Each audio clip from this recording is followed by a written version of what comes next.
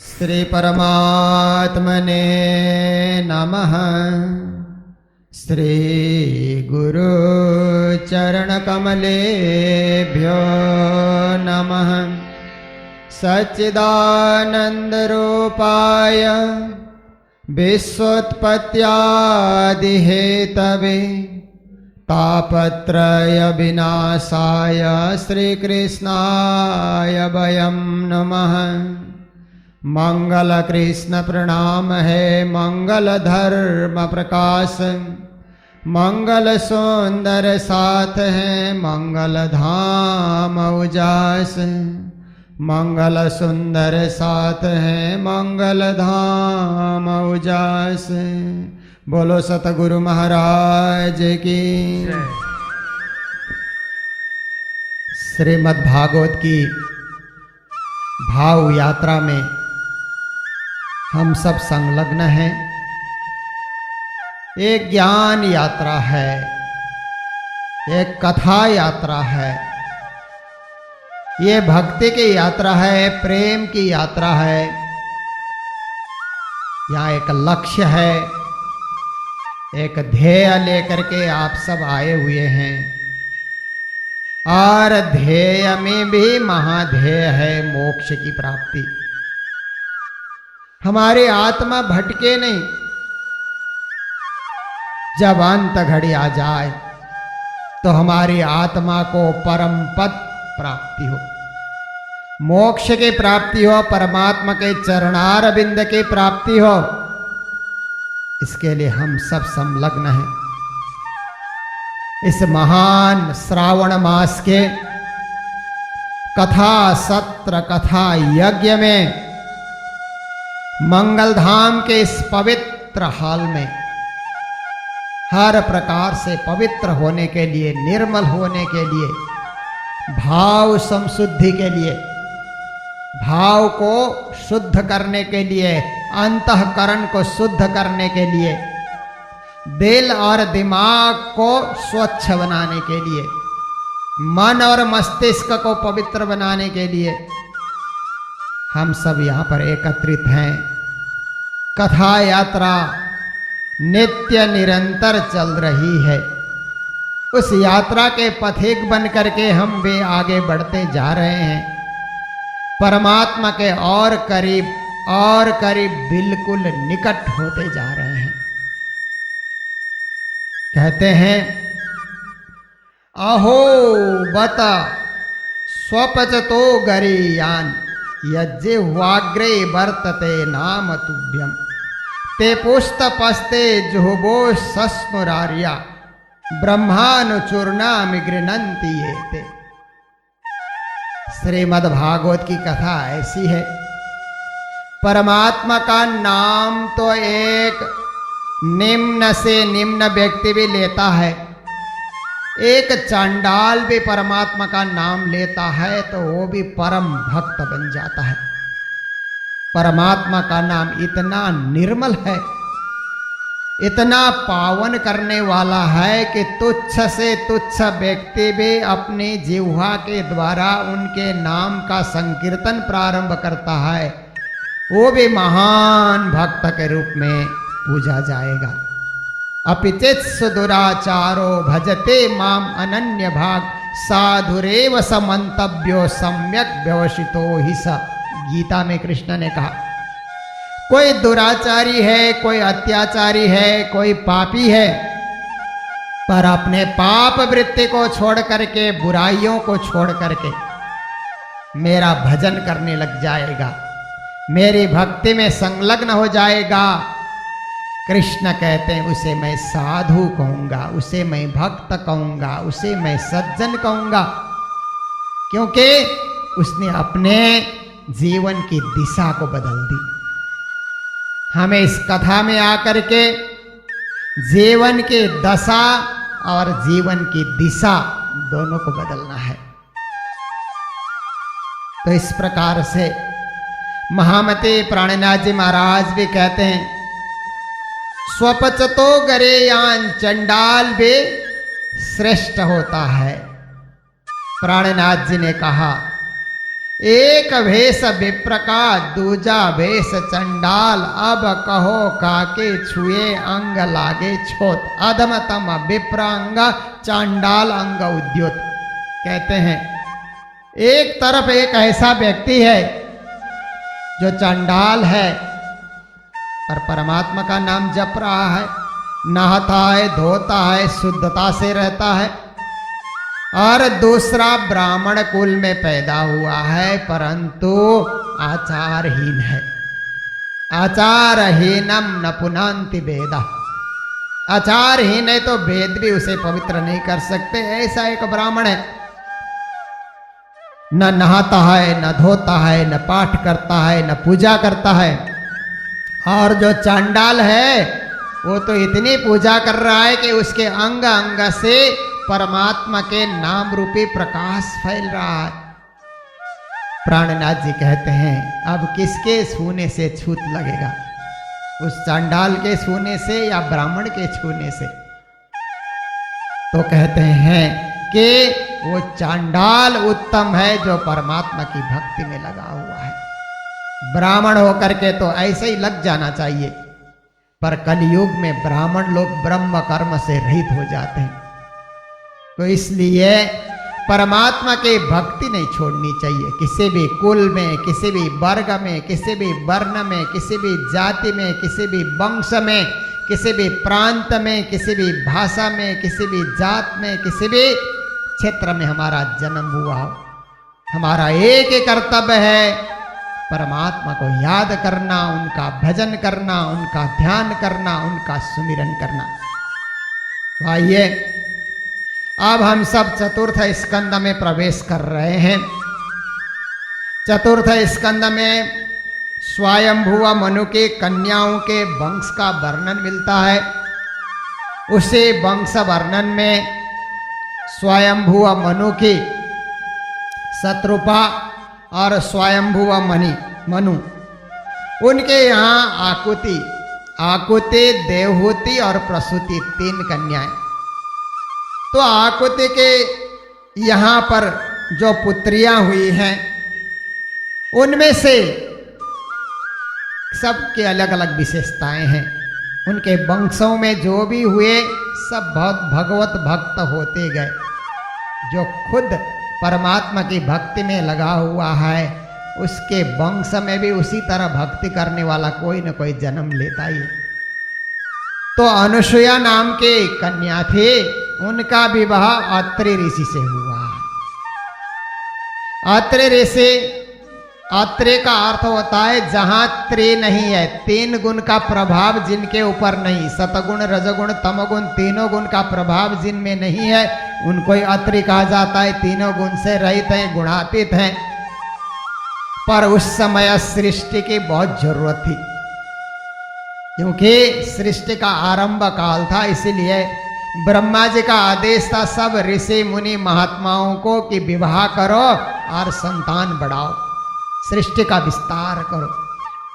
तो ध्यान में मग्न थे। उन्होंने विचार किया कि मेरे घर संतान कौन होगा। उन्होंने ब्रह्मा, विष्णु, महेश तीनों का ध्यान करके वर्षों तक साधना करके कहा कि आप तीनों ही मेरे यहाँ पुत्र के रूप में आइए। मुझे यही वरदान चाहिए कि ब्रह्मा, विष्णु, महेश तीनों मेरे यहाँ पुत्र के रूप में आए। एक दिन नदी किनारे स्नान करने के लिए गए हुए थे तो ब्रह्मा, विष्णु, महेश ने सोचा कि जब अत्रि ऋषि ने हमें बुला ही लिया है तो ठीक है, हम चलते हैं। जब उनके आश्रम के करीब आए तो ज्ञानी जन कहते हैं कि अनुसुईया को अकेले देख करके ब्रह्मा, विष्णु, महेश ने सोचा कि इनकी पतिव्रता भक्ति की परीक्षा ली जाए। आश्रम के करीब पहुंचे, अनुसुईया माता बैठी हुई थी। ब्रह्मा, विष्णु, महेश तीनों ने साधु का वेश बना लिया और भिक्षा की याचना की कि हमें भिक्षा चाहिए, भवती भिक्षाम देहि, हे माता हमें भिक्षा दे। अनुसुईया माता बाहर निकली और कहने लगे आइए साधु जन, साधु पुरुष आइए। और ऋषि जी तो अभी स्नान करने गए हुए हैं, आप लोग विराजमान हो जाइए। आदर सत्कार किया, तीनों जने बैठे। तो माता कहने लगी आप सबकी सेवा के लिए मैं क्या प्रस्तुत करूं। तो तीनों ने उनके परीक्षा लेने के लिए कहा कि माता, हम अगर आप सेवा करना चाहते हैं तो हम तीनों को अपने गोद में बिठाएं और अपना स्तनपान कराएं। माता ने सोचा ये जरूर कोई साधु नहीं है, साधु तो ऐसा बोलते नहीं है, मेरी परीक्षा करने के लिए कोई देवता लोग आए हुए हैं। तो माता अनुसुईया ने क्या किया, जल हाथ में लेकर के, लोटा से हाथ में जल लेकर के कहा मैं सच्ची पतिव्रता स्त्री हूं, तो ये तीनों साधु 6-6 महीने के बच्चे बन जाएं। ऐसा करके उन्होंने उनके ऊपर पानी का छींटा डाल दिया, तो 6-6 महीने के बच्चे गोद में आ गए। और गोद में तीनों को लेकर के माता अबा उनको जैसे बच्चों को लाड़ प्यार दिया जाता है, दुलार किया जाता है, माता इस तरह से प्यार देने लगी। अत्रि ऋषि घर में आते हैं तो कहते हैं ये कौन है, ये बालक कहाँ से आ गए। माता कहने लगी आप बालक की इच्छा कर रहे थे ना, तो भगवान जब देते हैं तो छप्पर फाड़ के देते हैं, एक की जगह 3-3 आ गए। अब बालकों की सेवा होने लगी। ऋषि जी तो अपने ध्यान तपस्या में ही मग्न रहते थे। उधर से 3 देवियां, ब्रह्मा की सावित्री, विष्णु भगवान की लक्ष्मी जी और शंकर जी की पार्वती अपने पति को ढूंढते हुए निकली। तुमने हमारे पति को देखा, तुमने हमारे पति को देखा, तुमने हमारे पति को देखा। तीनों ही पति की तलाश करते हुए, सर्वत्र भ्रमण करते हुए फिर नारद जी ने बता दिया मार्ग में कि अत्रि ऋषि के आश्रम में है, अनुसुईया की गोद में है। तीनों वहां पर पहुंच गए। पहुंच करके देखा तो पति तो तीनों बालक बने हुए हैं, अब पहचान में भी नहीं आ रहे कौन ब्रह्मा है, कौन विष्णु है, कौन शंकर है। तो तीनों ने बड़ी प्रार्थना की कि हमारे पतियों ने आपके पतिव्रता धर्म की परीक्षा ली, जिसका प्रतिफल ये उनको बच्चा बनना पड़ा। इसलिए हे माता, हम अपने पतियों की ओर से क्षमा याचना करते हैं। आप इनको पुनः पहले जिस रूप में आए थे, या जिस रूप में हमारे पति के रूप में, ब्रह्मा विष्णु महेश के रूप में, इन्हें वापस आप उस रूप में फिर बना दीजिए। उनकी प्रार्थना श्रवण करके फिर माता ने कहा मैं सच्ची पतिव्रता हूँ, तो ये पूर्व रूप में ही आ जाएं, अपने असली रूप में आ जाएं। जल का छींटा डाला, ब्रह्मा विष्णु महेश खड़े हो जाते हैं। तो उसके बाद अत्रि ऋषि ने तीनों देव को अपने घर में देख करके फिर उन्होंने प्रार्थना की कि हे त्रिगुणाधिपति, सतगुण रजगुण तमगुण के अधिपति त्रिदेव, आप तीनों पधारी गए हैं, तो ऐसा वरदान दे करके जाइए कि आप तीनों बच्चे भी बन गए, पुत्र का प्यार भी मिला, तो आप तीनों ही हमारे यहाँ पुत्र के रूप में जन्म धारण करिए। ऐसा करके जब कहा तो फिर ब्रह्मा जी के अंश से, अनुसुईया के गर्भ से चंद्रमा का जन्म होता है, विष्णु के अंश से दत्तात्रेय जी का जन्म होता है, और शिव जी के अंश से दुर्वासा जी का जन्म होता है। अत्रि के यहाँ 3 संतान का जन्म हुआ, जो त्रिदेव के अंश से ही उनका जन्म हुआ। इस प्रकार से इनके एक एक पुत्र की अलग अलग कहानी है, और इस प्रकार से आप आगे प्रसूति, और प्रसूति जो है उनका जो है दक्ष से विवाह हुआ, और दक्ष के साथ विवाह होने के बाद दक्ष के यहाँ 16 कन्याओं ने जन्म लिया। 16 कन्याओं में एक कन्या का नाम था सती। जिनका विवाह भगवान शंकर से होता है। तो भगवान शिव तो कैलाश में रहते थे और शिव भगवान तो क्या है अपने मस्ती से रहते हैं, नंग धड़ंग रहते हैं। उनको कोई विशेष किसी के मान सम्मान की भी कोई परवाह नहीं रहती है, किसको इज्जत देना है किसको नहीं देना है, विशेष ख्याल उनको नहीं रहता है। तो एक बार क्या हुआ कि दक्ष प्रजापति ने क्या किया कि एक बहुत बड़ा यज्ञ की उसने तैयारी कर ली। यज्ञ की तैयारी करके सब ऋषियों को बुलाया, देवताओं को बुलाया, आचार्यों को बुलाया, ज्ञानियों को बुलाया, सबको बुला करके सबको अलग अलग आसन में बिठा करके यज्ञ की तैयारी चल रही है। और दक्ष को भी बड़ा अभिमान था, मैं प्रजापतियों में सरदार हूँ, सबसे श्रेष्ठ हूँ, मुखिया हूँ, इस बात का उसको भी अहंकार था। और यज्ञ में सब लोग अपने अपने आसन पे बैठे हुए थे। दक्ष ने उस यज्ञशाला में प्रवेश किया। जैसे ही प्रवेश किया तो सभी देवता लोग, आचार्य गण सब के सब दक्ष आते उठ करके खड़े हो गए, पर शिव जी नहीं खड़े हुए। शिव जी उनके दामाद थे पर वो खड़े नहीं हुए, उन्होंने विशेष वास्ता नहीं किया। तो उन्होंने दक्ष ने आकर के सीधा ब्रह्मा जी को प्रणाम किया और शिव जी के तरफ तिरछी नजर से देखते हुए, ये मेरे सम्मान में खड़ा नहीं हुआ, मेरा दामाद है तो पुत्र के समान है, मेरे आने पे खड़ा होना चाहिए मेरे सम्मान के लिए। बड़ा गुस्सा आया उस समय दक्ष को और जाकर के अपने आसन में बैठा। बैठने के बाद क्या कहता है, जोर से उसको क्रोध आया, क्रोध से रहा नहीं गया तो बड़बड़ करने लगा, भगवान शंकर को गालियां देने लगा। कहता है कि ये जो शंकर है ये नंग धड़ंग रहता है, मैंने अपनी सुकुमारी कन्या इसको व्यर्थ में दिया, इसके योग्य ये कभी भी नहीं है, और अपने देवताओं के पवित्र कीर्ति को यह धूल में मिलाने वाला है।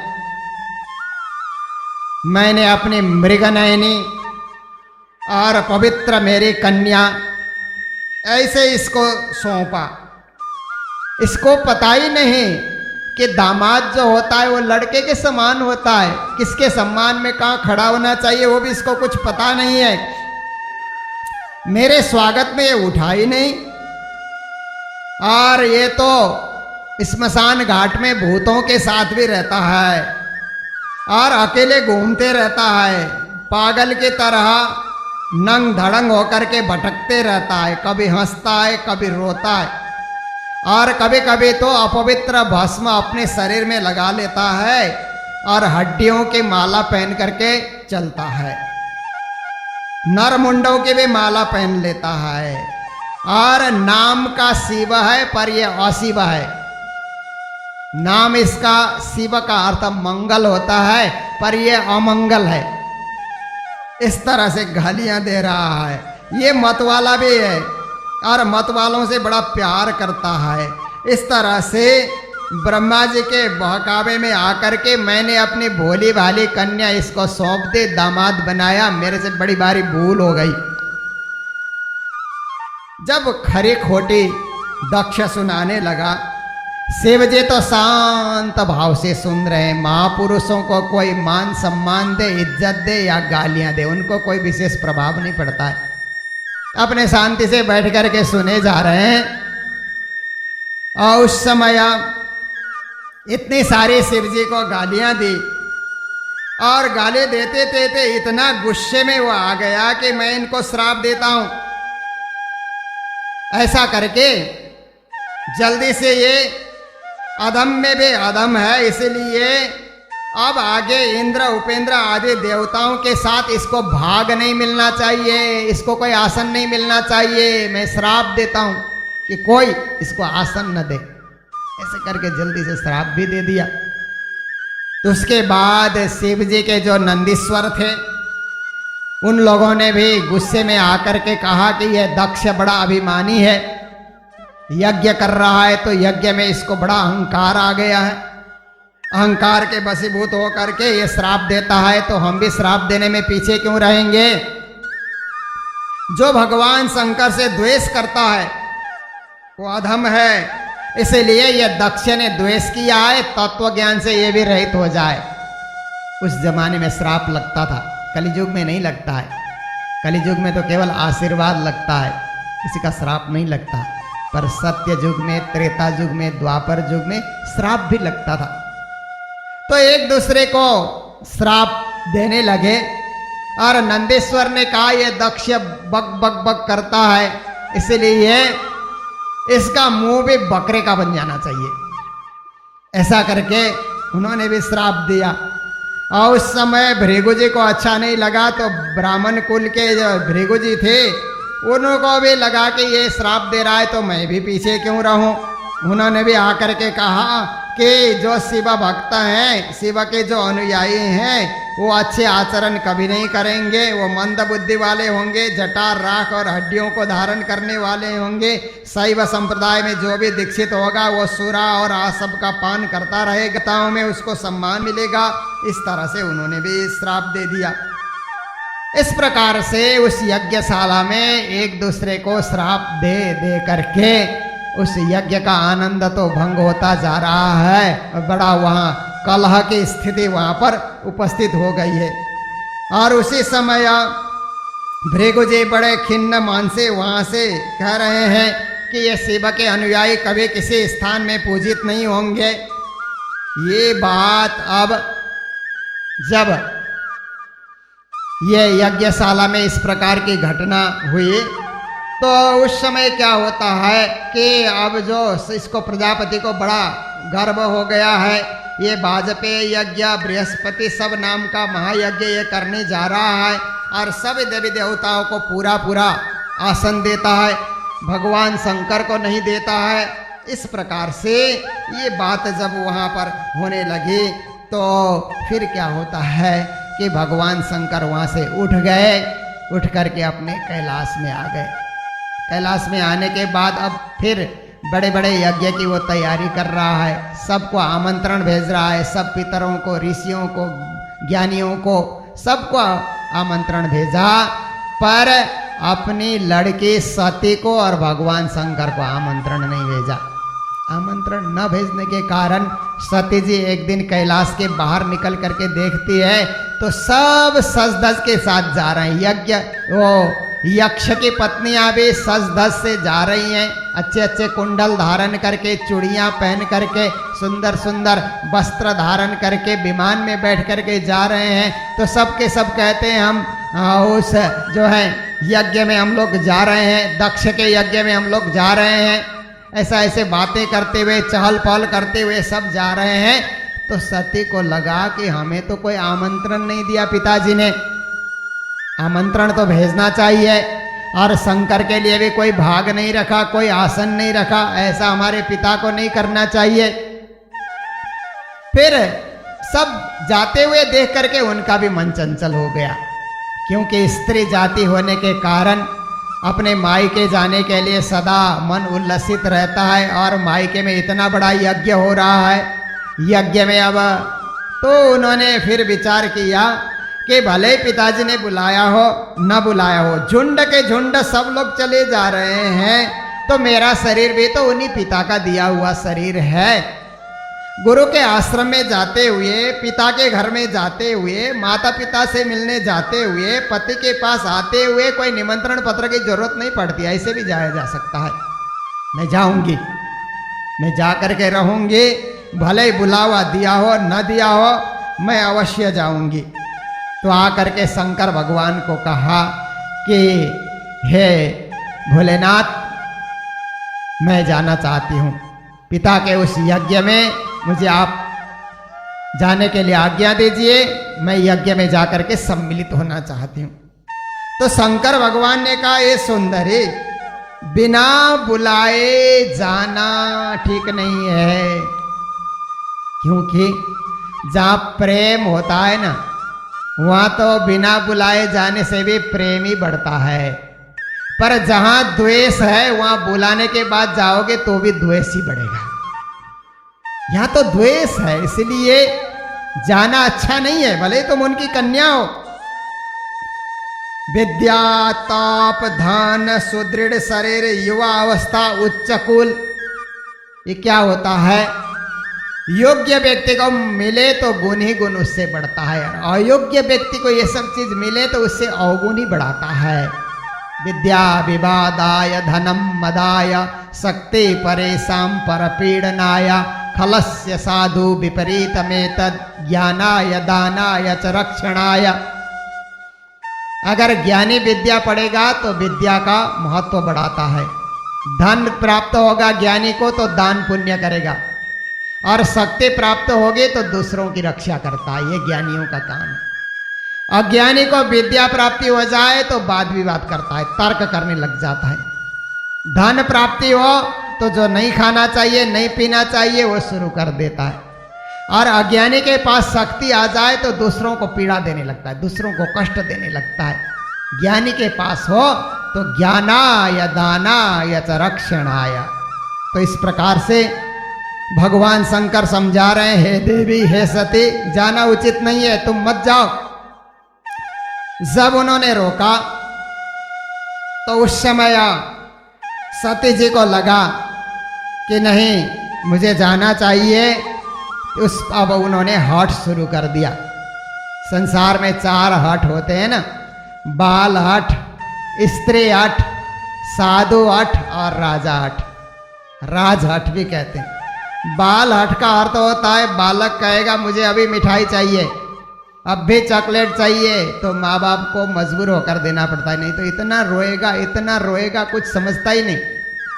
ले भाई ये चॉकलेट ले ले, कभी पैसा मांग लेता है, मुझे 5 रुपये चाहिए 10 रुपये चाहिए, हठ कर लेगा, हाथ पांव पछाड़ने लगेगा तो माँ बाप को मजबूर होकर देना पड़ता है, उसके आगे झुकना पड़ता है। इसी प्रकार से स्त्री भी हठ कर लेती है तो पुरुष मजबूर हो जाता है कि नहीं हम नहीं मानेंगे, ये करना ही होगा। जब स्त्री हठ कर लेती है पुरुष का कुछ नहीं चलेगा, पुरुष उस समय दुर्बल बन जाता है स्त्री के आगे। इसी प्रकार से साधु संत लोग भी जब हठ करते हैं तो साधारण गृहस्थी का कोई बस नहीं चलेगा। और राजा ने भी हठ कर लिया, सरकार ने भी हठ कर लिया तो आपका कोई जोर नहीं चलता। ये 4 हठ जग विख्यात है। सती जी ने भी हठ कर लिया और कहने लगी, रोने लगी, व्याकुल होकर के रोने लगी, कहने लगी कि अगर आप इजाजत नहीं देंगे तो मेरा शरीर जो है यहीं भस्म हो जाएगा। शिव जी ने देखा यहाँ रहने से भी ये भस्म हो जाएगी, वहाँ जाने से भी भस्म ही होगी। शिव जी तो जानते थे, त्रिकालदर्शी थे, कहीं भी है अब इसका शरीर अब ज़्यादा दिन नहीं रहेगा। इसलिए भगवान शंकर ने सोचा अब इसको जाने दिया जाए। जब इतना हठ कर रही है तो ये रुकने वाली नहीं, मैं मना भी करूँगा तो भी ये रुकने वाली नहीं है। इसलिए भगवान शंकर ने कहा ठीक है तुम्हारी इच्छा है सो अपनी इच्छा के हिसाब से चलो। तो उस समय सती जी निकल पड़ी अपने घर से, कुछ साथ लिया ही नहीं, अपने साथ कुछ भी नहीं लिया, व्याकुल होकर के अपने पिता माता बहनों से मिलने के लिए इस प्रकार से आकुल व्याकुल होकर के चल पड़ी। तो पीछे से भगवान शंकर के गणों को पता लगा, वृषभ को पता लगा, तो पीछे पीछे उनकी रक्षा के लिए साथ में निकल पड़ते। फिर उनके लिए श्वेत छत्र चंवर माला मैना पक्षी गेंद दर्पण कमल इत्यादि ये सामग्री भी साथ लेकर के चले। आगे आगे सती जी जा रही है और दक्ष के उस यज्ञशाला में, पिता के उस यज्ञशाला में जा करके पहुंची। जैसे ही यज्ञशाला में प्रवेश किया तो मन में यही सोचा था कि पिताजी खुश होकर के स्वागत करेंगे, आओ बेटी आओ आओ मेरी कन्या, ऐसा करके अपने गले से लगाएंगे, ये सोच करके जा रही थी। जैसे ही वहां करके जा करके पहुंचे तो पिता ने उनके तरफ देखा ही नहीं, कुछ ध्यान ही नहीं दिया, उपेक्षा करके उनके उपेक्षा की गई। माता तो बड़े प्रेम से मिल रही है, बहनें भी गले लग रही है, सब बहनें गले लग रही हैं, आपस में बहनों में बड़ा प्यार है, पर पिताजी ने बड़ी उपेक्षा की। और इधर उधर सती जी ने देखा, सब देवताओं के लिए, ऋषियों के लिए, आचार्यों के लिए स्थान बने हुए हैं, सबके लिए आसन लगा हुआ है। भगवान शंकर का कोई भाग नहीं, कोई आसन नहीं उनके लिए। क्रुद्ध हो गई कि आखिर हमारे पिताजी हैं तो क्या हुआ। जब शंकर भगवान का अपमान करते हैं, शंकर भगवान तो सबका कल्याण करते हैं, वो किसी से द्वेष नहीं करते और किसी का कुछ बिगाड़ते नहीं है, सबको भला करते हैं। ऐसे भोलेनाथ हैं कि सबका भलाई भला करते रहते हैं। और उनके साथ बैर करना ये पिताजी ने अच्छा नहीं सोचा, ये ठीक नहीं किया। और उस समय उन्होंने विचार किया कि पिताजी जो मेरे आने पे जरा भी उनको खुशी नहीं है, तो उनके द्वारा मेरा शरीर, मुझे ये शरीर प्राप्त हुआ है, ये शरीर रख के क्या फायदा। जो पिता अपने पुत्री के साथ स्नेह नहीं रखता, ढंग से बातें नहीं करता है, ये शरीर तो सबके समान है, मुर्दा तुल्य है ये शरीर, ऐसे शरीर को रख करके मुझे क्या लाभ। ऐसा सोच करके अब सती जी ने भी अब हठ कर लिया। और हठ करने के बाद उन्होंने सोचा कि भगवान शंकर का जो द्वेष करता है, अब ऐसे व्यक्ति जो है मेरे पिता हैं, उनके द्वारा उत्पन्न इस शरीर को अब मुझे नष्ट कर देना चाहिए। अगर मैं नहीं करूंगी और यह अपमानित होकर के मैं कैलाश को चली जाऊंगी, तो जाते ही हमारे पति क्या कहेंगे, आओ दक्षायणी, आओ दक्ष की पुत्री आओ, ऐसा करके अपमानजनक शब्दों से, अपमान सूचक शब्दों से मेरा संबोधन करेंगे, तो तब मैं और ज्यादा दुखी हो जाऊंगी। इसलिए अच्छा यही है कि इस यज्ञ मंडप में मैं अपने शरीर को भस्म कर दूं। ऐसा विचार करके यज्ञशाला के उत्तर के तरफ चली गई, स्नान किया और पीत वस्त्र उन्होंने धारण कर लिया। धारण करने के बाद ध्यान में बैठी, प्राणायाम के द्वारा, योग अभ्यास के द्वारा अपने प्राणों को खींच खींच करके भ्रिकुटी तक पहुंचाया। ध्यान मग्न हो गई और इस तरह से उन्होंने योग अभ्यास किया कि देखते ही देखते योगाग्नि प्रकट हो करके उनका शरीर जलने लगा, उनका शरीर भस्म हो गया।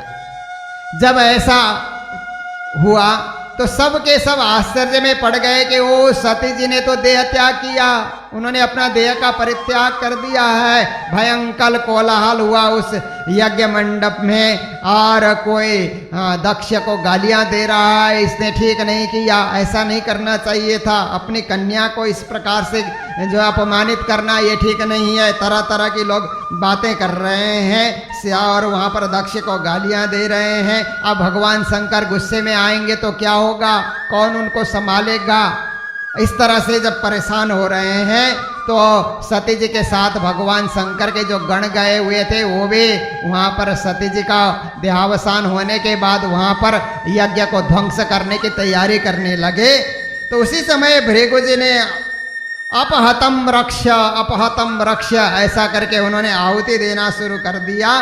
तो उस अग्नि में से बहुत सारे देवता के गण प्रकट होकर के यज्ञशाला की रक्षा करने लगे। शिव जी के गणों को वहां से भगा दिया।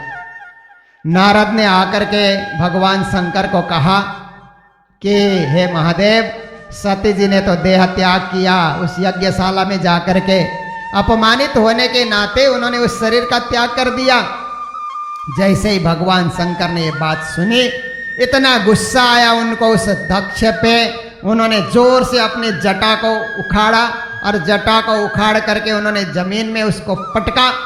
पटकते ही वीरभद्र नाम का एक भयंकर पुरुष वहां पर प्रकट हो गया और कहने लगा, स्वामी मेरे लिए क्या आज्ञा है, आपने मुझे क्यों प्रकट किया, आप क्या चाहते हैं।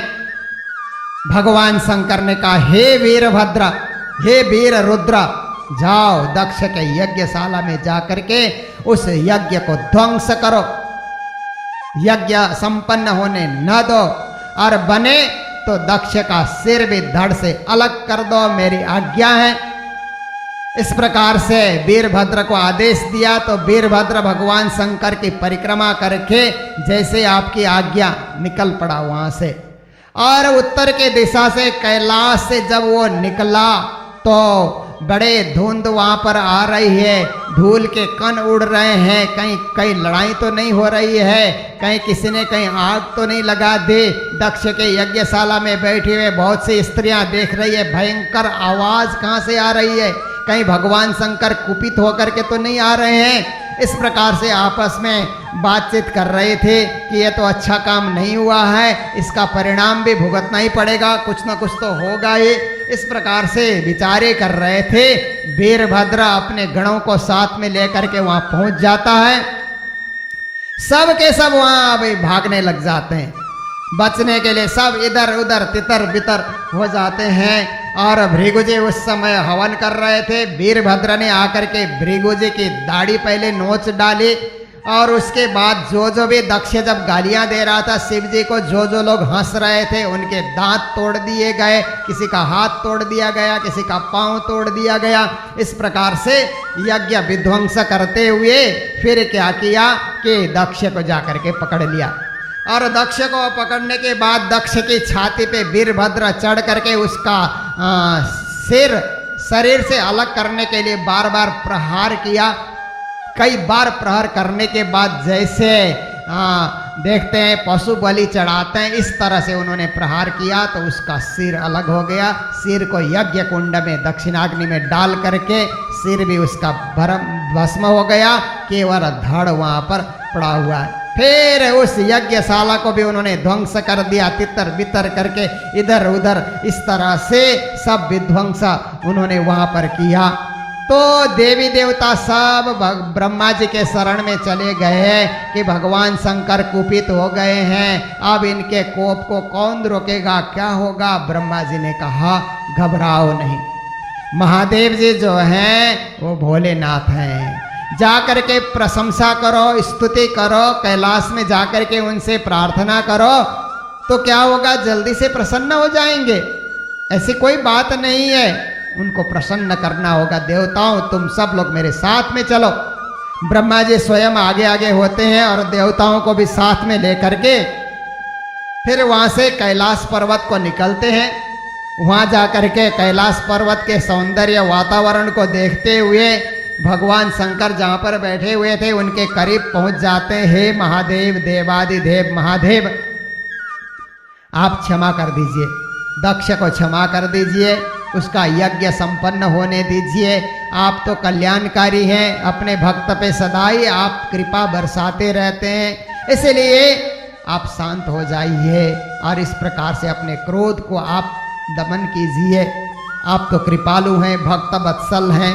इस प्रकार से बारंबार ब्रह्मा जी प्रार्थना करने लगे और प्रार्थना करने के बाद शिव जी फिर प्रसन्न हो जाते हैं। ठीक है, आप सब देवी देवता अब इस प्रकार से मेरी स्तुति कर रहे हैं तो ब्रह्मा जी स्वयं चल करके यहाँ आए हुए हैं तो कोई बात नहीं, अब मैं अपने क्रोध को शांत कर लेता हूँ। कहिए ब्रह्मा जी अब क्या करना है। आप स्वयं चलिए प्रभु, चल करके उस यज्ञ को आप पूरा करिए। हम सब देवी देवता भी साथ चल करके जाते हैं, यज्ञ अधूरा नहीं रहना चाहिए, आप चलिए।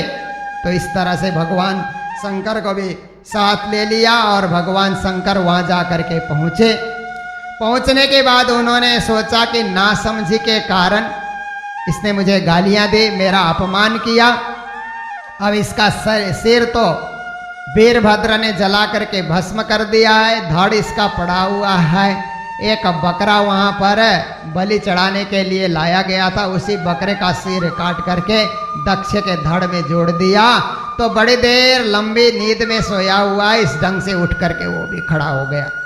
जब खड़ा हुआ अपने किए हुए अपमान का बोध हो गया, भगवान शंकर से क्षमा याचना करता है कि मेरे से भूल हो गई है, और अपनी बेटी सती जो जल करके भस्म हो गई उसका स्मरण करके उसको बड़ा दुख होता है कि मैंने अपनी बेटी के साथ ये जो कुछ किया ये ठीक नहीं किया, बड़ा अपराध मैंने किया है और बदले में मुझे दंड देना चाहिए। हे भगवान शंकर, आपने तो बड़ा अनुग्रह करके मुझे दोबारा आपने जिंदा कर दिया। बारंबार अब प्रार्थना करने लगता है। तो ब्रह्मा जी और आशुतोष भगवान शिव जी उसको क्षमा करके फिर सब देवता, सब आचार्य, सब लोग मिल करके फिर वहाँ सुंदर रीत से यज्ञ संपन्न करते हैं। भृगु जी की दाढ़ी नोची गई थी तो बकरे की दाढ़ी उनको भी पहना दी गई। हर प्रकार से किसी का हाथ टूटा था तो जहाँ से जुड़ सकता है, किसी का दांत तोड़ दिया था उसको भी जहाँ से जुड़ सकता है, सारा इंतजाम ठीक ठाक करके यज्ञ संपन्न करते हैं। तो उसी समय कृपालु भगवान विष्णु भी प्रकट हो जाते हैं कि इस प्रकार से आपस में द्वेष करना ठीक नहीं है, सब मिल करके चलना चाहिए और इस सृष्टि का संचालन करना चाहिए। उन्होंने भी दर्शन दिया। जब दर्शन दिया तो दक्ष ने सबसे पहले भगवान की प्रार्थना की, फिर ऋत्वजों ने प्रार्थना की, फिर सदस्यों ने उनकी प्रार्थना की, रुद्र ने, फिर भृगु जी ने, ब्रह्मा जी ने, इंद्र ने, याज्ञिकों ने, उनकी पत्नियों ने, ऋषियों ने, सिद्धों ने, यजमान पत्नियों ने, लोकपालों ने, योगेश्वरों ने, ब्रह्म स्वरूप वेद ने, अग्निदेव ने, देवताओं ने, गंधर्वों ने, विद्याधरों ने, ब्राह्मणों ने, सब ने भगवान विष्णु की प्रशंसा की, उनकी प्रार्थना की, अपने अपने शब्दों में, अपनी अपनी शैली में, अपने अपने जो है योग्यता के अनुसार भगवान की प्रशंसा की कि आप सर्व अंतर्यामी हैं, आप सब पर कृपा बरसाते रहें, दया बरसाते रहें और इस प्रकार के कहीं भी यज्ञ हवन इत्यादि हो तो आप दर्शन देते रहें।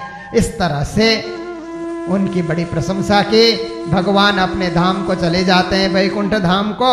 उसके बाद फिर शंकर भगवान ने देखा सती का वह शरीर, सती से इतना उनको प्रेम था, इतना स्नेह था, उस शरीर को भगवान, ज्ञानी जन कहते हैं कि भगवान शंकर ने अपने कंधे पे उठा लिया और वो शरीर उठा करके भगवान शंकर चलने लगे।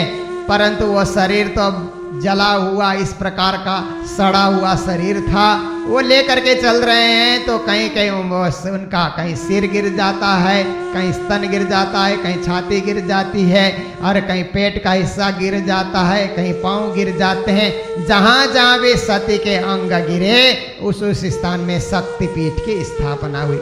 जैसे कामोक्षा देवी है, सती का एक अंग वहाँ पर गिरा। नेपाल में काठमांडू में जाइए, गुंजेश्वरी देवी है, सती का एक अंग वहाँ पर गिरा। जहाँ जहाँ सती का अंग गिरा वहाँ शक्तिपीठों की स्थापना हो जाती है। पर सती के मन में भगवान शंकर की सेवा करने की प्रबल इच्छा थी, इसलिए हिमालय की पत्नी मेना के गर्भ से फिर से जन्म लेकर के फिर भगवान शंकर को वरण कर लेती है, पार्वती के रूप में जन्म लेकर के फिर से वरण कर लेती है। तो इस प्रकार से भगवान शंकर भी अपने धाम में लौट जाते हैं। और इसके बाद यहाँ पर अब ये संवाद तो चल ही रहा है, आप जानते हैं श्रीमद् भागवत की कथा में सुखदेव मुनि महाराज राजा परीक्षित को ये कथा सुना रहे हैं और यही कथा गोकर्ण जी धुंधुकारी को सुना रहे हैं। यही कथा नारद जी, यही कथा सनकादिक ऋषि नारद जी को सुना रहे हैं और यही कथा मैत्रेय जी विदुर जी को सुना रहे हैं। देखिए कथा वही है पर कहाँ कहाँ कौन कौन ऋषि किस किस को सुनाए जा रहे हैं। तो इस प्रकार से मैत्रेय जी को विदुर जी पूछते हैं कि हे मैत्रेय जी, जो स्वयंभुव मनु हो गए, उनके शत्रुपा महारानी से 3 पुत्री और 2 पुत्र हुए थे। आपने 2 पुत्री के विषय में भी, उनके वंश के विषय में भी कैसी कैसी घटना हुई वो भी आपने सुना दिया। और उनके प्रिय व्रत और उत्तानपाद नाम के 2 पुत्र थे, उनके विषय में भी आप कुछ कहें। तो कहा उत्तानपाद, उत्तानपाद का अर्थ होता है सिर नीचे पांव ऊपर। ये तो हर मनुष्य की दशा होती है जब गर्भवास में होता है। वो एक राजा की कथा नहीं है, वो प्रजा वत्सल थे और अच्छी तरह से प्रजा पालन करते हुए अपना राज्य का संचालन कर रहे थे। उनके 2 पत्नियां थी, एक का नाम था सुरुचि और दूसरी का नाम था सुनीति। सुरुचि का अर्थ होता है रुचिपूर्ण कार्य करना, सुनीति का अर्थ होता है नीतिपूर्ण कार्य करना। ऐसे देखो तो जो नीतिपूर्ण कार्य होता है वही अच्छा होता है, रुचिपूर्ण कार्य तो कभी खराब भी होता है। पर मनुष्य का स्वभाव होता है कि रुचि के हिसाब से चलता है, नीति के हिसाब से नहीं चलता। ये राजा भी ऐसे ही थे। सुरुचि जो बोले हाँ हाँ, हाँ में हाँ करके उस रानी को ज्यादा महत्व देना, सुनीति को ज्यादा महत्व नहीं देना, एक दासी की तरह उनके साथ व्यवहार करना, अलग से दरबार में रखना, उनके संतान के साथ भी अच्छा व्यवहार नहीं करना, ऐसा राजा करते थे। तो एक रोज क्या हुआ कि उत्तानपाद अपने राज सिंहासन में बैठे हुए थे। सुरुचि का बेटा उत्तम आकर के पिताजी की गोद में बैठ गया। अब राजकुमारों का तो अधिकार होता है राजा की गोद में बैठना, अपना बेटा होगा तो पिता की गोद में बैठेगा ही। जब उत्तम आकर के गोद में बैठा, उस समय सुनीति का बेटा ध्रुवा 5 साल के बालक, उनके मन में भी इच्छा हुई कि मैं भी अपने पिता की गोद में जाकर के बैठूं। तो वो भी पिता की गोद में चढ़ने के लिए सिंहासन में चढ़ने लगे। तो सुरुचि ने उस समय डांटना शुरू किया, अरे बालक, कहाँ तू चढ़ने के लिए कोशिश कर रहा है? तू मेरी सौत का लड़का है, तेरे को अधिकार नहीं है। आज अगर इस सिंहासन पे चढ़ना है, पिता की गोद में चढ़ना है, तो दोबारा तू तपस्या कर, भगवान की भक्ति कर और मेरे गर्भ से दोबारा जन्म ले, तभी तुमको यह अधिकार मिलेगा। इस तरह से कटु वाक्य जो छोटे छोटे बालकों को नहीं सुनाना चाहिए, पर सुरुचि ने सुनाया और उत्तानपाद राजा चुपचाप देखते रहे। उन्होंने जरा भी विरोध नहीं किया कि ये भी मेरा ही बेटा है, तुम ऐसे कैसे बोल रहे हो। नहीं, वो पत्नी के मोह में वशीभूत हो गए थे। कभी कभी पुरुष लोग इस प्रकार अंधे भी हो जाते हैं। तो उस समय ध्रुव को बहुत दुख हुआ कि मैं अपने पिता के गोद में नहीं बैठ सकता। ध्रुव अपनी माँ के पास आए, सुनीति के पास आए और माँ के सामने सारी बातें बता दी। तो माँ ने कहा, बेटा, पिता का भी परम पिता तो परमेश्वर है, इसलिए तो इस पिता के गोद में बैठने को नहीं मिला तो दुखी क्यों होता है? पिता का पिता तो परमेश्वर परमात्मा है। तू तपस्या कर, ध्यान कर, योग्यता प्राप्त कर, परमेश्वर आकर के तेरे को अपनी गोद में बिठाएगा बेटा। इसलिए हम लोगों को विरोध नहीं करना चाहिए। सुनीति ऐसा कहती है कि हम लोगों को कभी विरोध नहीं करना चाहिए और कभी अमंगल की कामना भी नहीं करनी चाहिए कि मेरा काम सिद्ध नहीं हुआ इसलिए हम अमंगल की कामना कर। नहीं, ऐसा बेटा कभी सोचना भी नहीं चाहिए।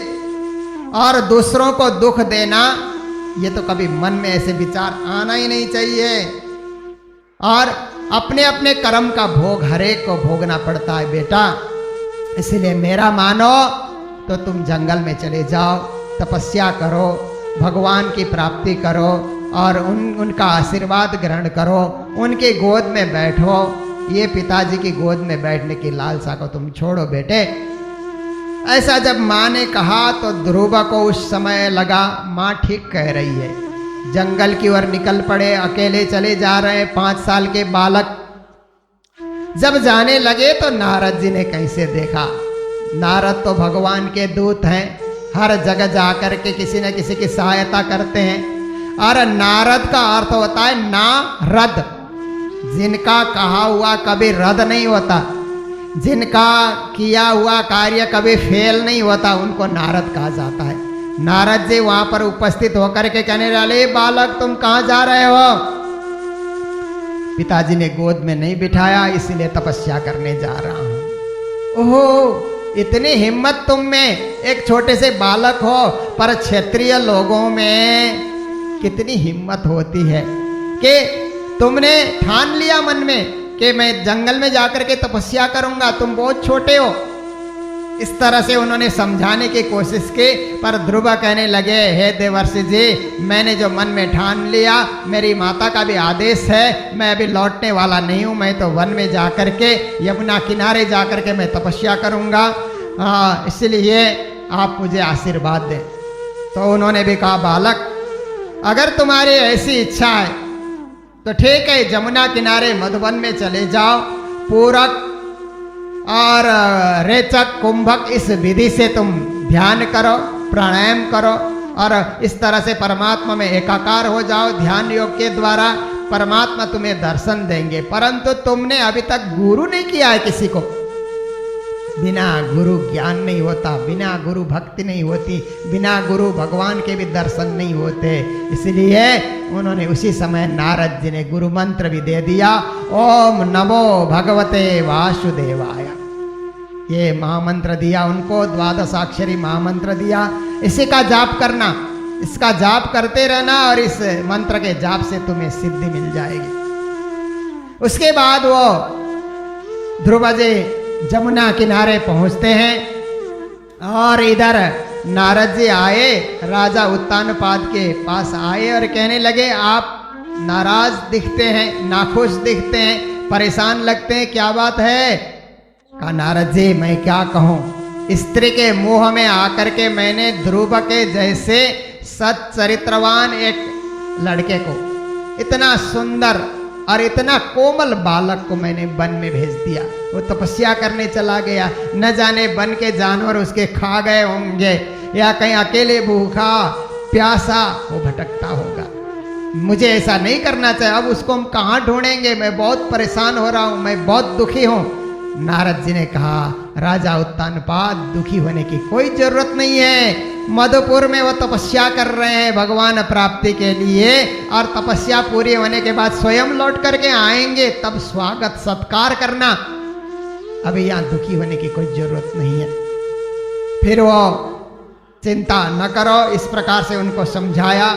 और ध्रुव अभी निश्चित स्थान में जाकर के पहुंचे। वहां पहुंचने के बाद जमुना किनारे पहुंचे, जमुना में स्नान किया। स्नान करने के बाद पवित्रता के साथ उन्होंने उपवास करना प्रारंभ किया। फिर जो महामंत्र उनको मिला था उस महामंत्र का जाप करते हैं। पहले तो 3-3 दिन में शरीर के निर्वाह के लिए कैथ और बैर के फल खा करके तपस्या करते रहे। फिर उन्होंने 6-6 दिन में सूखे घास और पत्ते खा करके भगवत नाम का जाप करते हुए तपस्या कर रहे।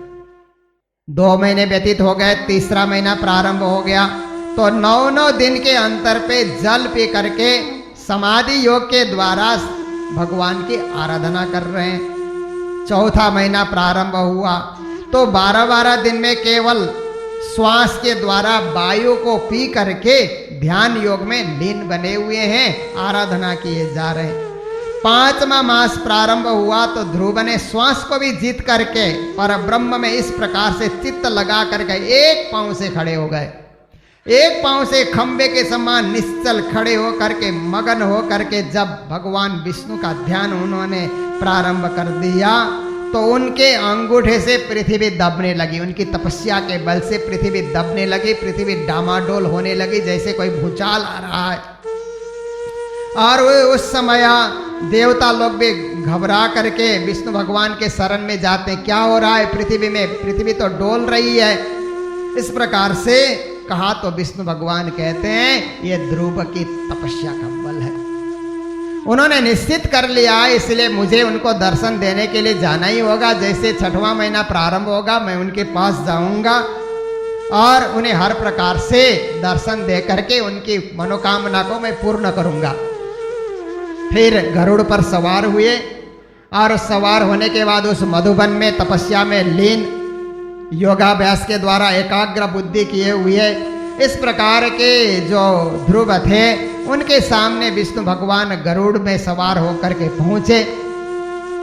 पर ध्रुव तो ध्यान में आंख बंद करके खड़े खड़े ऐसे खोए हुए 5 साल के बालक के उनके पास कौन आया उनको पता भी नहीं चलता है।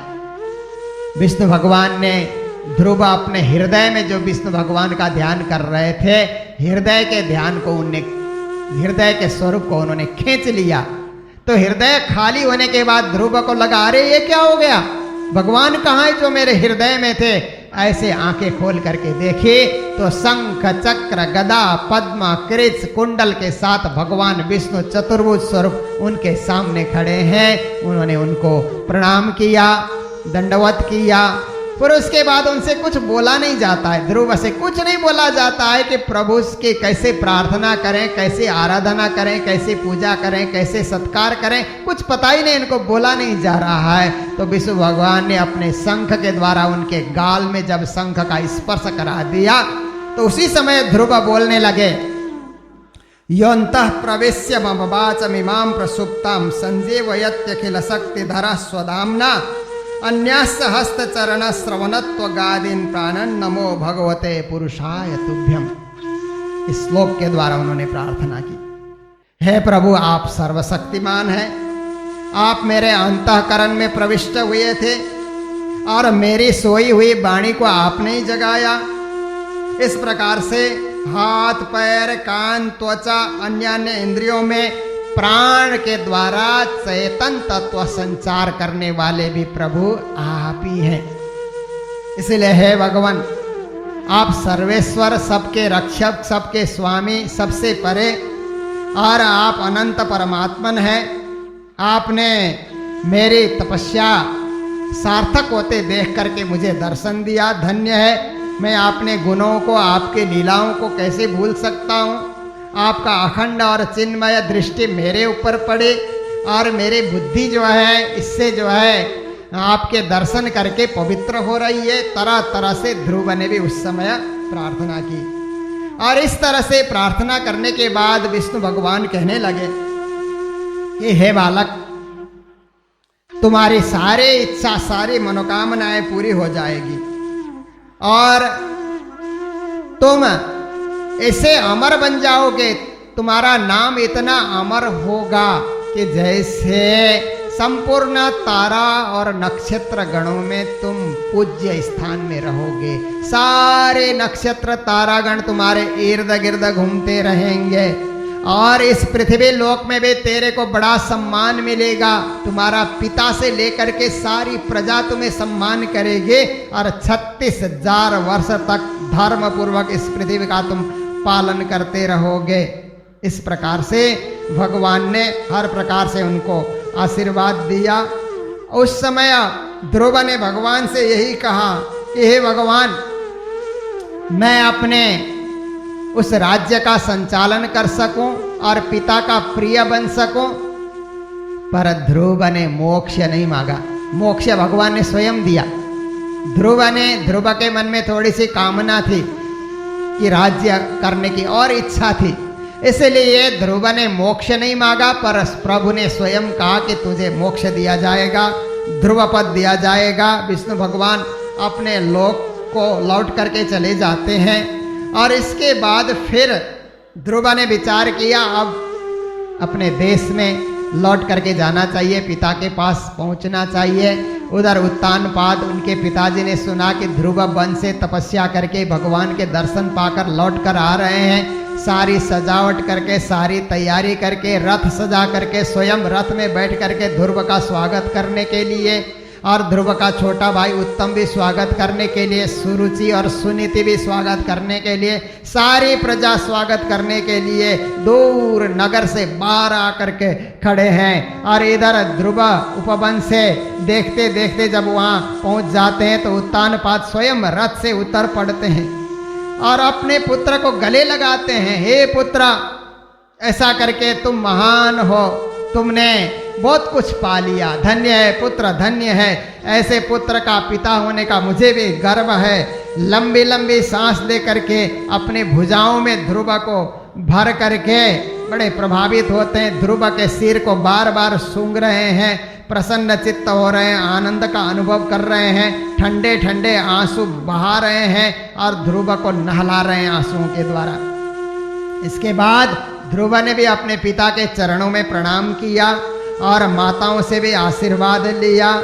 और उस समय सुरुचि क्या कहती है, जब सुरुचि का पांव उन्होंने स्पर्श किया तो सुरुचि कहती है चिरंजीवी भावा, चिरंजीवी भावा, बेटे तुम बड़े महान हो, इसलिए तुम चिरंजीवी रहो। इस प्रकार से उन्होंने भी आशीर्वाद दिया। उत्तम, उनके भाई उत्तम, सुरुचि के पुत्र भी गले मिल रहे हैं, बड़े प्यार से सब जने मिल रहे हैं। इस प्रकार से नगर में आकर के वहाँ पर बड़ा स्वागत हुआ, सत्कार हुआ ध्रुव जी का। उनकी तपस्या फलीभूत हो गई। जो था नगर की सुंदर स्त्रियां, कन्याएं भी इस दृश्य को देख करके प्रभावित हो रहे हैं कि धन्य हमारे महाराज के लाडले पुत्र, इतनी छोटी उम्र में उन्होंने भगवान को पाया, धन्य है, धन्य है, ऐसा करके सब प्रशंसा कर रहे हैं। अब क्या होता है कि ध्रुव कुछ समय व्यतीत हुआ तो शिशुमार की पुत्री भ्रमी के साथ उनका विवाह हो जाता है। उनसे कल्प और वत्सर नाम के 2 पुत्र जन्म लेते हैं। फिर ध्रुव ने दूसरी बार वायुपुत्री इला के साथ भी विवाह किया, जहाँ से उत्कल नाम के पुत्र का जन्म होता है। उत्तम का अभी विवाह नहीं हुआ था। एक बार हिमालय पर्वत में वो गए हुए थे, तो वहाँ पर एक यक्ष के साथ उनका युद्ध हुआ और युद्ध में यक्ष ने उत्तम को मार डाला। अब ध्रुव ही वहाँ के राजा हो गए। अपने भाई को मारने के कारण यक्षों पे ध्रुव को बड़ा गुस्सा आया कि बिना विचारे बिना सोचे मेरे भाई को इन्होंने क्यों मारा। फिर ध्रुव कुपित हो जाते हैं, शस्त्र अस्त्र को लेकर के उनके साथ युद्ध करने के लिए जाते हैं। बड़ा भयंकर युद्ध होता है। भयंकर युद्ध, गड़गड़ाहट हो करके आकाश में बिजली चमकने की भांति, मेघ गरजने की भांति बड़ा भारी युद्ध होता है। और इस प्रकार से युद्ध होते होते स्वयंभू मनु सोचते हैं कि ध्रुव को इतना क्रोध नहीं आना चाहिए और युद्ध को बंद कर देना चाहिए। फिर स्वयं मनु महाराज चल करके आते हैं, आकर के ध्रुव को समझाते हैं कि बेटे इनको क्षमा कर दो। जो कुछ हुआ प्रारब्ध में जो लिखा है वही होता है। कौन किसको मारता है, कौन किसको बचाता है, ये तो ऊपर से जो लिखवा करके आते हैं, वो जो होना होता है सो ही होता है। इसलिए बेटे इतना क्रोध करने की कोई आवश्यकता नहीं है। पितामह ने भी बड़ा आश्वासन दिया। और ये कर्म का बंधन ऐसा है कि जब से हम जन्म लेते हैं तभी का कर्म का बंधन प्रारंभ हो जाता है। उसी के बंधे हम जीते हैं, उसी के बंधे हम संसार में कुछ उन्नति करते हैं और एक रोज उसी कर्म के बंधन में बंध करके दुनिया छोड़कर हम चले जाते हैं। इस प्रकार अपने पौत्र ध्रुव को बड़ी शिक्षा उन्होंने दी। ध्रुव ने भी उनको प्रणाम किया और प्रणाम करने के बाद कुबेर भी वहाँ पर प्रकट हो जाते हैं। ध्रुव का क्रोध शांत हो गया तो कुबेर ने भी आकर के आशीर्वाद दिया कि आप तो बड़े तपस्वी हैं, इतना क्रोध आपको आना नहीं चाहिए, प्रारब्ध में जो लिखा है वही होता है। इसलिए उन्होंने भी वरदान दिया कि आपको तो विष्णु लोक की प्राप्ति होगी, आप इस प्रकार से राज्य का संचालन करें, प्रजा हर प्रकार से सुखी हो, सर्वत्र सबको सुख शांति मिले, ऐश्वर्य मिले, समृद्धि मिले, बस यही काम आपको करना है। तो ध्रुव ने भी वर्षों तक राज किया और राज करने के बाद अपने पुत्र को राज सब छोड़ करके फिर बद्रिकाश्रम में चले जाते हैं और अपने ध्यान पूजा में लग जाते हैं, प्राणायाम करते हैं, परमात्मा का ध्यान करते हैं। और इस प्रकार से ध्रुव ने ध्यान करके जब उनका अंतिम समय आ गया, शरीर छोड़ने का वक्त आया, तो आकाश के तरफ देखा तो एक विमान आ रहा है।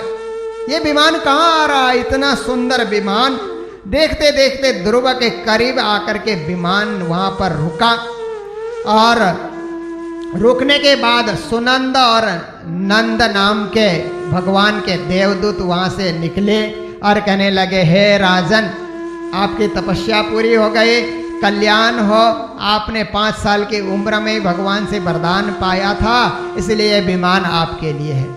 इस विमान में आप सवार हो जाइए और सवार हो करके अपने ध्रुवलोक को, विष्णु पद और ध्रुवलोक को आप चले जाइए। आप अमर हैं, आप अमर हैं, इसलिए आपको हर प्रकार से इस संसार को परित्याग करके जाना होगा, वक्त आपका आ गया है। इस तरह उन्होंने समझाया। ध्रुव ने भी स्नान किया, संध्या वंदन किया, हर प्रकार से नित्य कर्म से निवृत्त हो गए और मुनियों को प्रणाम किया, सबका आशीर्वाद लिया। उस विमान की भी पूजा उन्होंने कर ली, प्रदक्षिणा की, पार्षदों को भी उन्होंने प्रणाम किया। सुवर्ण के समान कांतिमय वो विमान था। उस विमान में ध्रुव चढ़ने के लिए जैसे पांव को उन्होंने ऊपर उठाया तो एक काला काला, बिल्कुल काला ऐसा एक व्यक्ति आकर के खड़ा हो गया ध्रुव के सामने। ध्रुव ने कहा, कौन हो तुम? कहता है, मैं काल हूं, मेरा नाम काल है। बिना काल को वरण किए कोई इस संसार को छोड़ नहीं सकता। तो ध्रुव जी, आपने तपस्या की है, साधना की है, सो तो सही है, परंतु मुझको भी तो वरण करना होगा।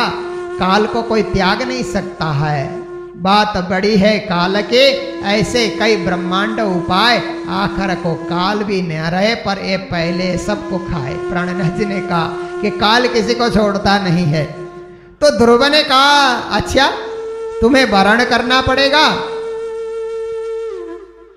मृत्योर मूर्धिम पदम दत्वा आरोहाद्भुतम गृहम।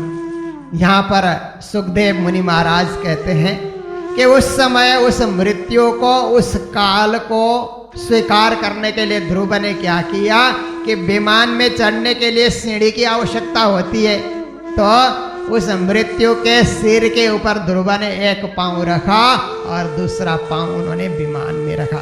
जैसे ही विमान में रखा तो काल भी खुश हो गया, कम से कम मेरा स्पर्श तो इन्होंने कर लिया, उसका भी कल्याण हो गया। और उस समय नंदा सुनंदा ध्रुव को बिठा करके फिर विमान को उड़ाने लगे। विमान आकाश में उड़ गया तो ध्रुव को ख्याल आया, अरे नंद सुनंद तुम लोग तो मुझे लेकर के ध्रुव पद में, ध्रुवलोक में लेकर के जा रहे हो, पर मेरी माँ सुनीति कहाँ है? मैं मेरी माँ के बिना उस लोक में जा नहीं सकता। मेरी माँ ने ही तो मुझे उपदेश दे करके आज जो पद मुझे मिला हुआ है, ये तो माँ का आशीर्वाद है। बिना माँ को देखे, बिना माँ को मोक्ष मिले मेरा विमान आगे मत बढ़ाओ। ऐसा जब ध्रुव ने कहा तो उस समय वो पार्षद कहने लगे, अरे ध्रुव जी आप चिंता क्यों करते हैं? वो सामने दूसरा विमान जा रहा है ना, उस विमान में आपकी माँ सुनीति बैठी हुई है, वो आगे आगे जा रही हैं, आप पीछे पीछे जा रहे हैं, आप चिंता क्यों करते हैं? ध्रुव जी ने देखा तो माँ भी सुंदर स्वरूप धारण करके, देवी का स्वरूप धारण करके दिव्य लोक को जा रही हैं। ध्रुव को बड़ा आनंद हुआ, सर्वत्र प्रकाश ही प्रकाश छाया हुआ है। ये सब भगवत कृपा से ही संपन्न होता है। परमात्मा जब कृपा करते हैं तो हर प्रकार से जीवन भी सुंदर व्यतीत होता है, मोक्ष की प्राप्ति भी होती है, इसमें जरा भी संदेह नहीं है।